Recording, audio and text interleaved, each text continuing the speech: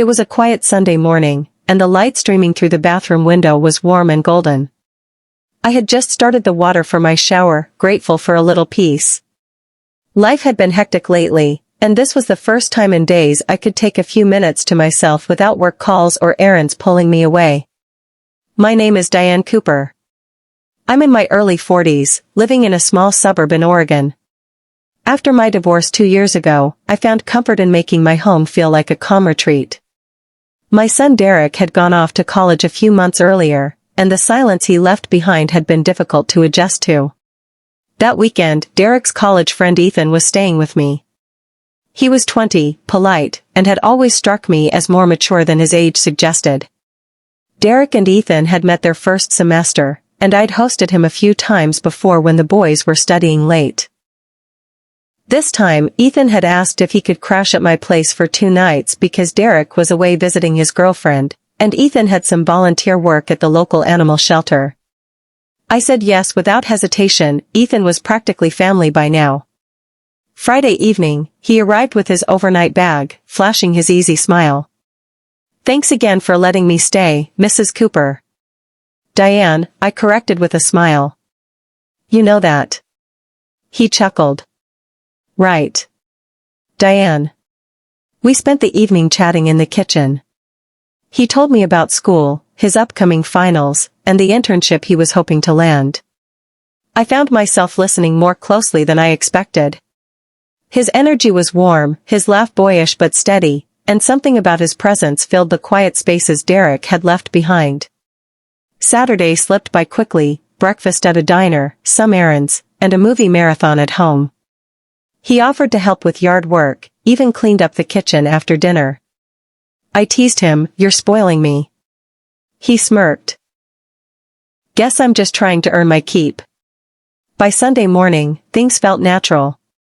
Comfortable. I made pancakes while he sat at the counter scrolling through his phone. We joked about his finals, and he teased me about my music playlist being old school. It was light and easy. Then I went upstairs to take a shower. I put on some soft music, let the hot water run, and stepped inside. The steam wrapped around me, soothing, and I let my thoughts drift. My body relaxed as I washed, the spray easing the tension in my shoulders. For the first time in weeks, I felt calm. I didn't hear the footsteps until the bathroom door creaked open. I turned my head, startled, the fog on the glass blurring my view. "Diane," a voice called. It was Ethan. My heart skipped. "Ethan, I'm in the shower," I said, sharper than I meant to.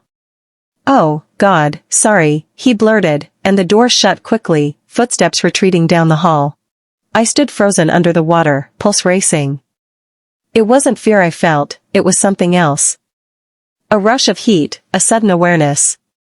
He had walked in on me by accident, but the image lingered in my mind longer than it should have. The thought of him, just outside the door, hearing the water, knowing I was naked beneath it, it stirred something I hadn't expected. I rinsed quickly, wrapped myself in a towel, and dressed before going downstairs. He was on the couch, stiff, his face flushed red. "I'm so sorry, Diane," he said immediately. "I thought you were just taking a while in your room. I was going to ask if you wanted me to start laundry or something." I swear I didn't mean. I raised a hand gently. "It's okay." "Really? Just, next time, knock." He nodded quickly, eyes fixed on the floor. "Yeah. Of course. I feel terrible." "It was just an accident," I said, softer now. "Let's move on." But as I sat across from him, something had shifted. The air between us felt different, charged, fragile. He finally looked up, his gaze flicking toward me, then away, like he was afraid to linger.